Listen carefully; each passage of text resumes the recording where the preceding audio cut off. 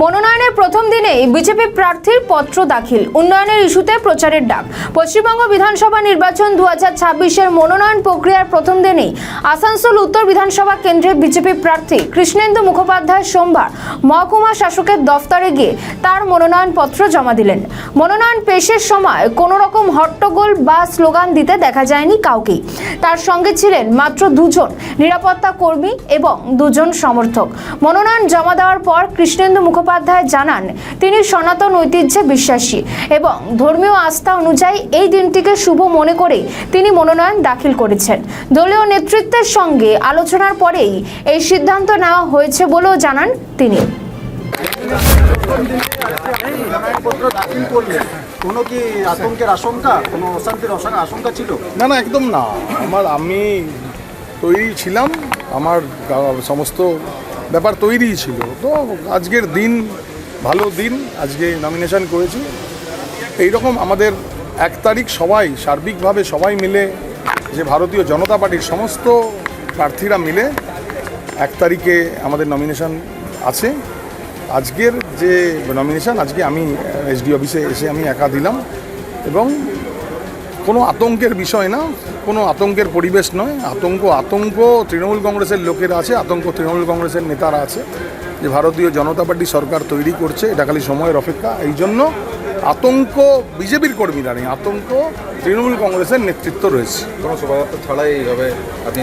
না, শোভাযাত্রা ছাড়া, শোভাযাত্রা হবে 1 তারিখ, শোভাযাত্রা করে হবে। পার্টির নির্দেশ আছে যে 1 তারিখ সব ক্যান্ডিডেট একসঙ্গে থেকে শোভাযাত্রা করে করবে নমিনেশন। আমি আগে করার আমার কিছু কারণ আছে, কিছু আমরা সনাতনী, তো আমাদের কিছু পুজো পাঠ এইসবের ব্যাপার থাকে।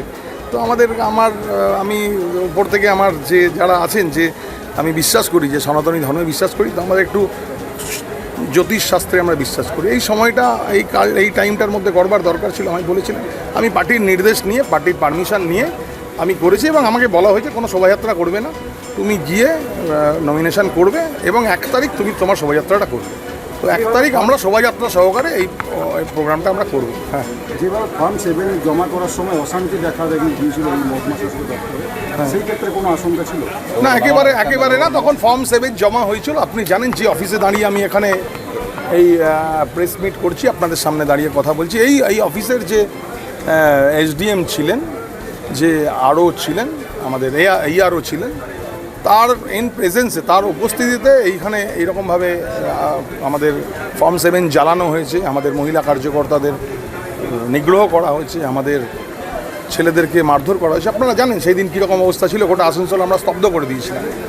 তো আমরা কমপ্লেন দিয়েছিলাম সেই AROর বিরুদ্ধে এবং নির্বাচন কমিশন সেটা ব্যবস্থা নিয়েছে, সেই AROকে সরিয়ে দিয়েছে এবং কোনো ভয়ের পরিবেশ নেই। এখন তো আমরা খুব সুন্দরভাবে দিলাম এবং আমি আপনাকে বলছি, আমরা খুব আশাবাদী নির্বাচন কোনো ভয়ের পরিবেশে হবে না। নির্বাচন খুব সুষ্ঠুভাবে হবে। নির্বাচন কমিশন বদ্ধপরিকর নির্বাচনটাকে সুষ্ঠুভাবে করবার জন্য।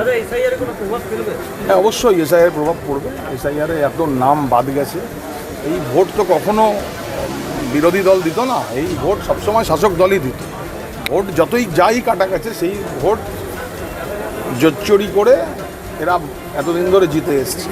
আমার আসানসোল উত্তরে যে সংখ্যায় ভোট কাটা গেছে, মৃত ভোটার, শিফটেড ভোটার, যে ভোটটা কাটা গেছে, এর ম্যাক্সিমাম ভোটটা তৃণমূল কংগ্রেস এই ভোটটা চুরি করে দিয়ে দিত।